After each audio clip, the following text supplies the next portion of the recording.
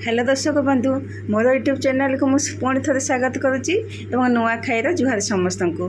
आज मोर गाँ को आसी मो मो गाँव मोर सब गोटे प्रिय रेसिपी मोर बनैबी कखारु साग और कलरा साग संतला बनैबा से गोटे दुड़का नेबा एवं कखारु साग को मु छोट छोट पीस कर काटी देइछि देखंतु। ता सहित आम सारू 2टा सारू आउ भेंडी कखारु कलरा साग एवं करड़ी नेबा।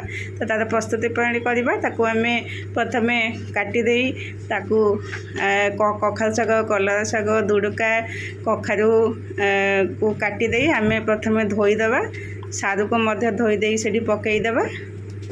धोई सारला परे आम कड़े गरम करी से कटा होइथिबा से साग आउ से परिबा गुड़ाक से कड़े रे पकईदेवा एवं अल्प टिके पानी दे ताकू फुटेदेवा।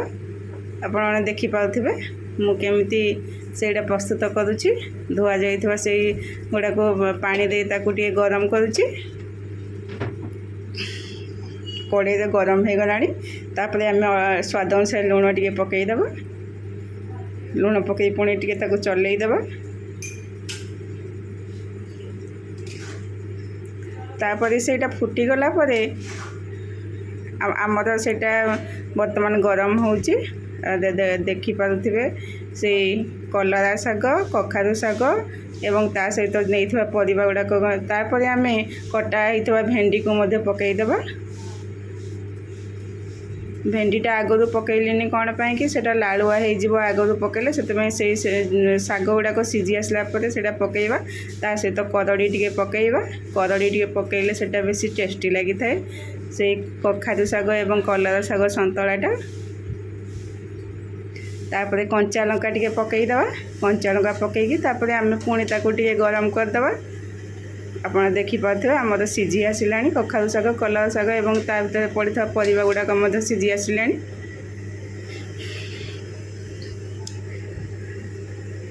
से गुड़ाक सीझी गला तापरे आमे आमर गैस बंद करदे ताकू टिके ठंडा करदेवा। ठंडा है परे आमे कड़े बसई तेल देई फुटण देई ताकू छुंक टिके देबा। देखि पाउछंती मु वर्तमान फुटण पकेइली पाचिला लंका एवं रसुण दे ताकू टिके छुंक दउची। सेटा टिके गरम ताकू छुंक देला परे तापरे से आमर जो सीझी जाइथिबा से कलरा साग कखारु साग परिबा गुड़ाक आम पुणी से कड़े रे ताकू ढाड़ी देबा। ढाड़ी देकी ताकू टिके भल कि घांटी देबा।